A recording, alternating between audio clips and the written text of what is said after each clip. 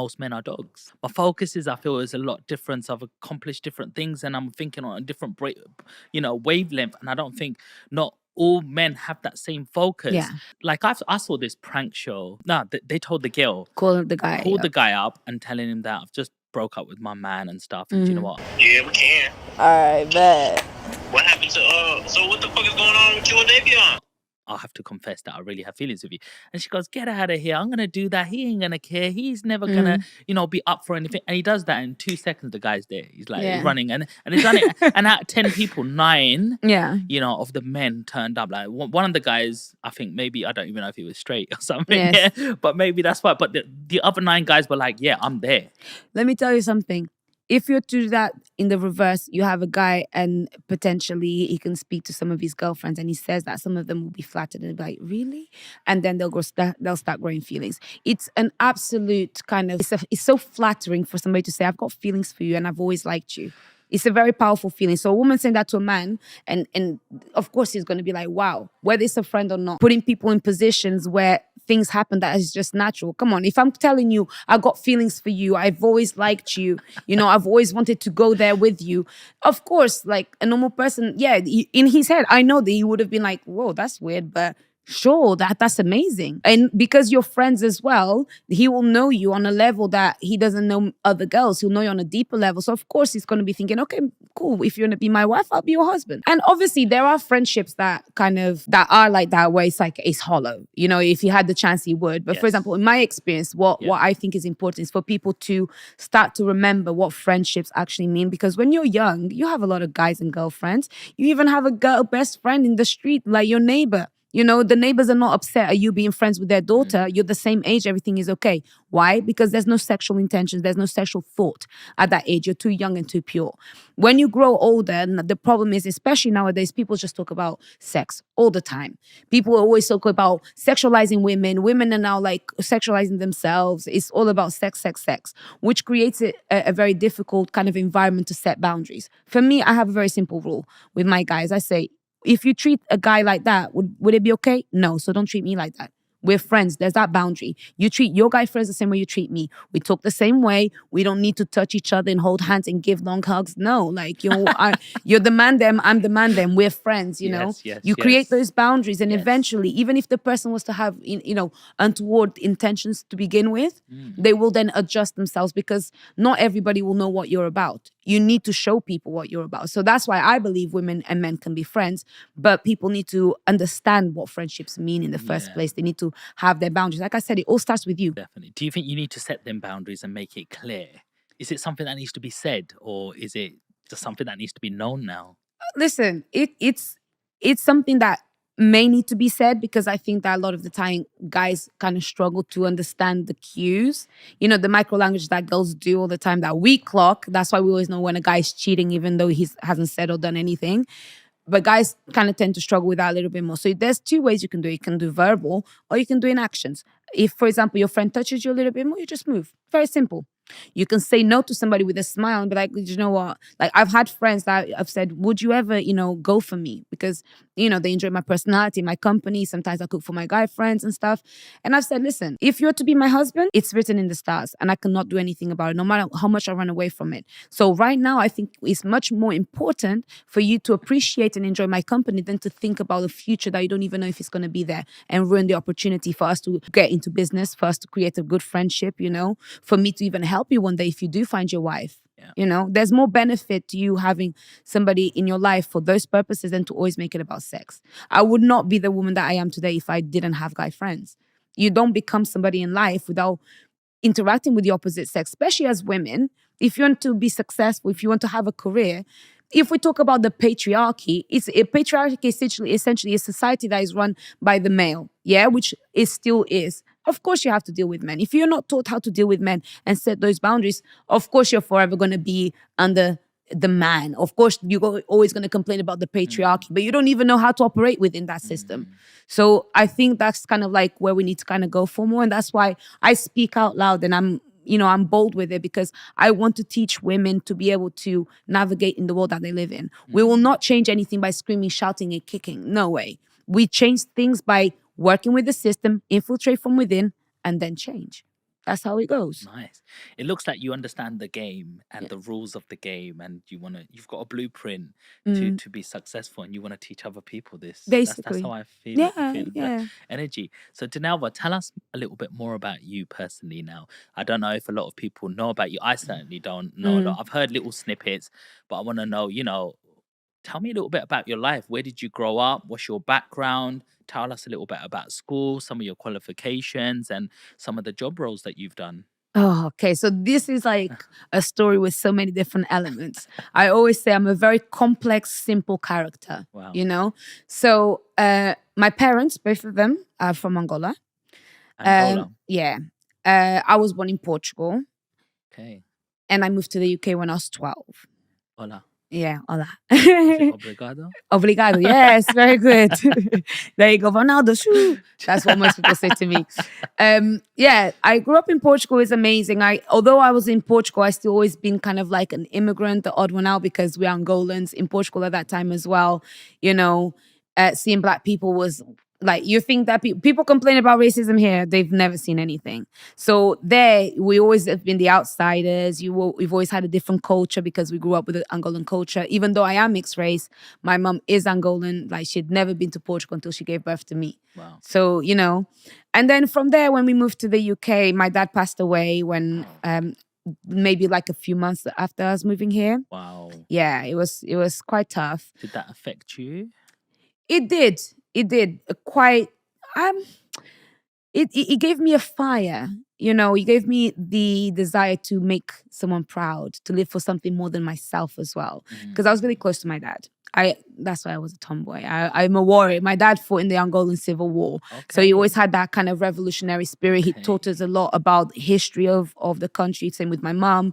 Wow. We come from a military background. So again, another reason why I'm not a scaredy cat, let's say, And yeah, like when he passed away, my mom was completely on her own with 4 daughters.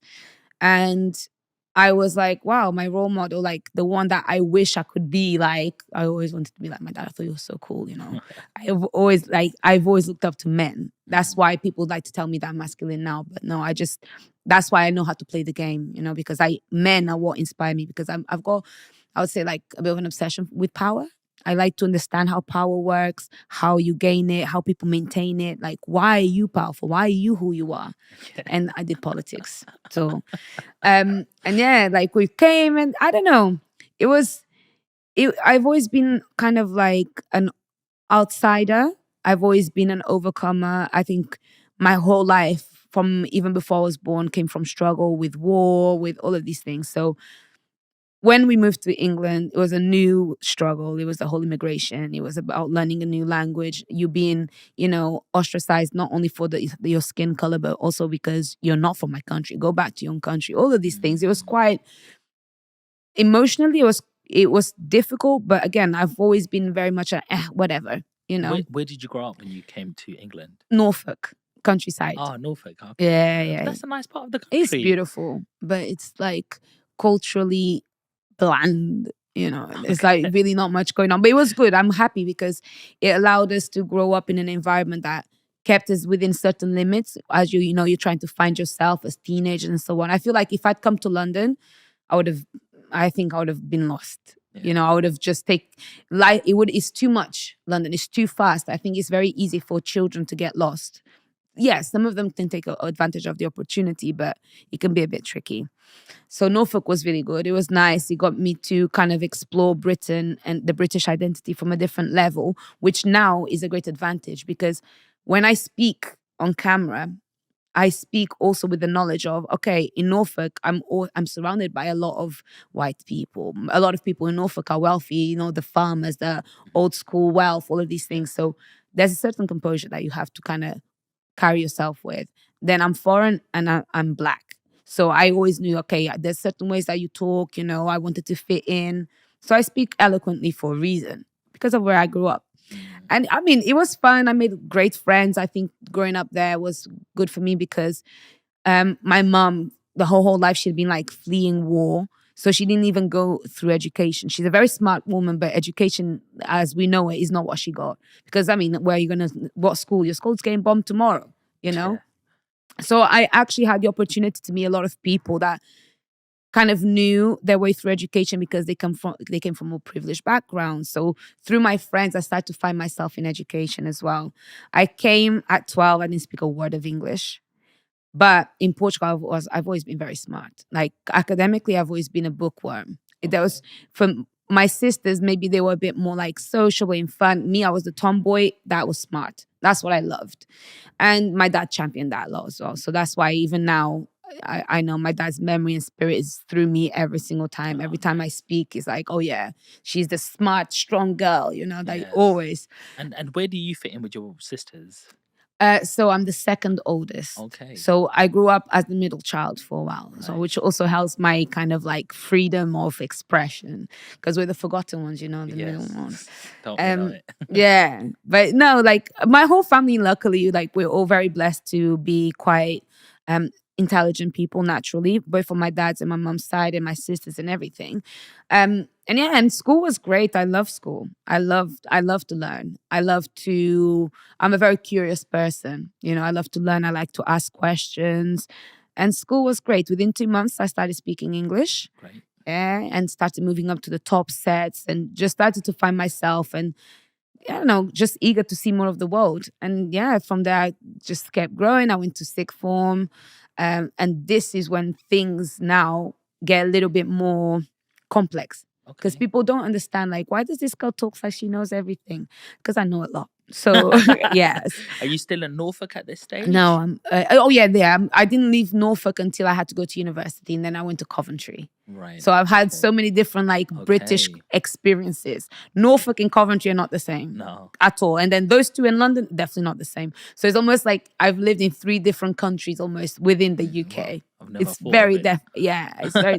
I mean, where did you grow up? Here in London? I've always been East London boy. Oh, East London boy. Did you venture out a lot? Well, my mum was born in Birmingham. Okay. Yeah, so I was with my cousins, and they Your all cousins. talk like that, man. But it's different though, isn't it? Yeah, it is different. A little bus used to come on the road, and it was a library inside. So we didn't even go into a library. It goes the library bus would come, and everything was just like funny. Even the water tastes funny. Mm-hmm. Yeah, and my mum used to take these empty big 5-liter bottles there and fill them up and put them in the car. I'm like, why? And she goes, this is pure water. Yes, we did. My mum used to do that as well in Portugal a lot. We used to go to these reserves and she'd carry like all these big, in the car would be full of them. We'd be there like filling them up. Like, oh my God. But yeah, that's so funny. But it's different, isn't it? And I have traveled as well. So I've been to over actually 45 countries. There you go. But I've traveled all over UK. Like in October time, I went to Liverpool. It's my second time. I love Liverpool, nice. mate. I've never been. So all the Scousers out there, mate. I don't understand them. Listen, I'm sorry, Scottish people and Liverpudlians, and even sometimes the ones from Manchester. I don't understand. I'm foreign at the end of the day. As much as I speak great English, sometimes I struggle to understand people's accents. I'm like, Listen, look, what people need to understand is how well do we speak Portuguese? Exactly. And we don't, and you've come into this country, learned another language, made it your own, and moving with that. I think we need to be more considerate. When foreign people come here, they come and pick up another language. Mm-hmm. How easy is it to learn another European sort of language? It's not. It's very hard. And that's the mindset we should have. It should always be open-minded, I believe. Yes. Of course. I mean, this is the thing. I speak to a lot of the kids, especially in the school that I'm working at the moment. And I say, listen, you becoming an immigrant, you believe that your value has gone down. No, it's gone up. Because how many people have the cultural exposure that you have? How many people are able to see 2 worlds the way that you see? And then obviously then there's the ones that speak different languages as well. It's actually an important skill that does develop your brain. So I find it very insulting sometimes when people try and question my intelligence, because I say, I don't even just speak 2 languages, I speak 4. So my brain operates different. I'm wired completely different. Yes. And you could then see this through my education the whole time. Like my brain thinks like this, like expands. My brain doesn't think focused. It thinks like outwardly. So for example, my A levels, I did chemistry, maths, history, and Spanish. Wow. Very different subjects. Science, I've got science, I've got maths, humanities, and a language. Okay, that's fantastic. I started to learn the world from so many different perspectives. And I like to go deep, and I like to succeed a lot. I like to excel. So academically, I've always been a top grades type of student, you know. I never had to try really hard. I've always been really fun as well. Always liking to go out and have fun and did a lot of sport. You look like a fun person. Yeah, I love to see go your out. social media. You're partying hard. I girl. party. I'm active. That's the thing. I believe people can do so much more and can be so much more than what they give themselves credit for. Like literally, because I play sport. I love sport. Like ask me to analyze a football game, I'll tell you everything. I understand so much about it because I've always enjoyed it. I love going out. I love fashion. I love science. I love politics. I love history. I love languages. I love everything because I've taught myself to understand the beauty in learning, the beauty in unraveling a mystery. Something that was gibberish to you today, tomorrow will make perfect sense. That is the magic of learning. And I think that nowadays people are starting to understand that a little bit more about me, but I don't think they know how deep it goes even. I think they're just very much they're just curious and kind of like shocked as like, who's this girl? Do you think you're sitting in the right rooms? Because it is all No. about your environment as well. Because I've seen a very different side of you today, and I'm very proud to have you on. No, you know, and I thank think you. you're probably inspiring a lot of women with your mindset. Like there was actually a quote or a little story saying there was one guy who went to prison and there was one guy who became a doctor, and they both asked this person, why did you become a doctor and why did you go to prison? And they both said, my dad was an alcoholic. Yeah. So it all depends how you take It's it. your mindset. You know, and one person say he's an alcoholic. I don't want to be in that position. I want to make myself into something better. I want to help people and fix people like you. Yes. And the other one took it in a different way and said, well, I already haven't been dealt the cards, so fuck it. Exactly. I mean, look, I'm an immigrant. I always say to people, look at me. I represent the trifecta of disadvantage, supposedly.